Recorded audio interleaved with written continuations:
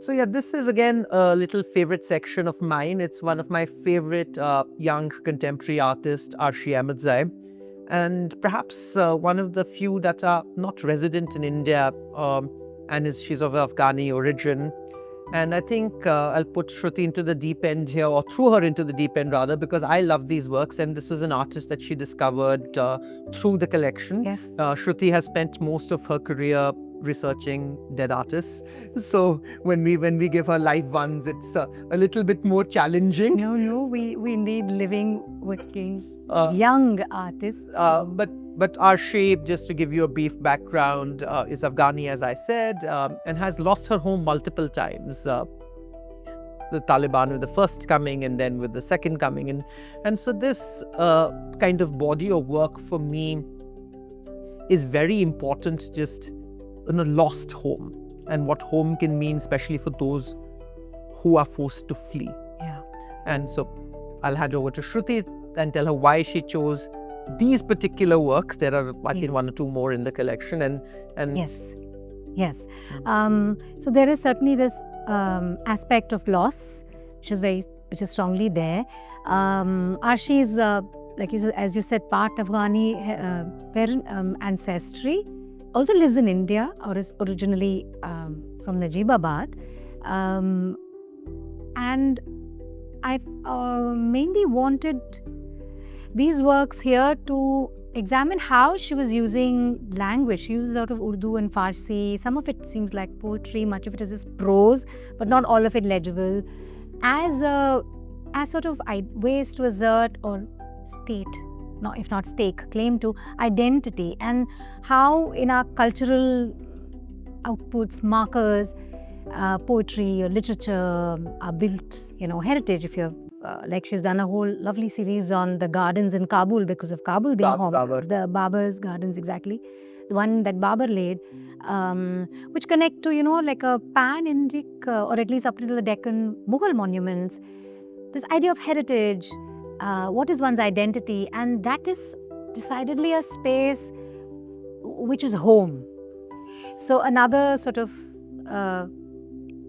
a manifestation, if you will, of what home is, apart from it is in the mind, but we find home in different things that we do, that we live in. So Arshi, an absolutely like delightful discovery for me through your collection. It's been a pleasure to look up her work, read about it.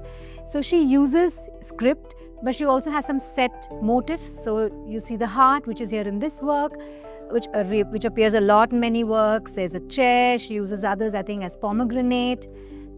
Chair is also often, it appears quite symbolically as power, or sort of negotiations or navigating power. Over here, this is an indoor scene clearly, and on the bed there's text, and this is called Qissa-e Panj Daror Abr, which is 5 doorways and clouds, Abr. It's always mysterious, the meaning. There's this idea of incompleteness, very deliberate, very beautiful. We have the gold and the black, very starkly graphic, conceptually extremely strong. It's such a pleasure to discover young artists. One has great hope for Indian contemporary art that way, and that this text is redacted. So this, there are other series, I think, if I remember right, during COVID, which were about personal letters, where again you see parts of the text and you don't. So there's this holding back. This idea is very personal, but at the heart of it all, there's this thing about, there's an exploration of her own identity, of subcontinental female Muslimhood, of her sort of community with other women. So she explores gender a lot. And in a recent work, she's been working with other women in Najibabad, and they have been quilting. And actually in response to Ismat Juhtai's very famous story, Lihaf. So there's just, it's very complex, very, very rich. But also visually very stunning. And arresting, yes. So this is one of my favorite works, which has never hung before. So unfortunately, it was. Yeah, been a lot of. We were, my friend and I were going over, and I think at least a third of the show has I've seen it for the first time, the works hung, apart from when I had actually acquired them, because they've just gone straight into storage. But this particular work called Rabta Dilo Gulab, I think is also very tongue-in-cheek, right? I mean, what is the relationship or the conversation between the heart and the rose? And so that's it. I think And visually it's a great very stunning. trope in Urdu poetry. In Urdu poetry. Both the dil and the gulab.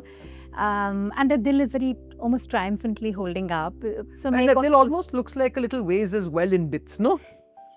And held in the sort of gabled home. So, where does your heart lie? Does it lie at home? So it could, and it's for the artist to tell us. Or for us to, or for you to come and have a look at and decipher for yourself. And art must mean that. It means different things to every viewer.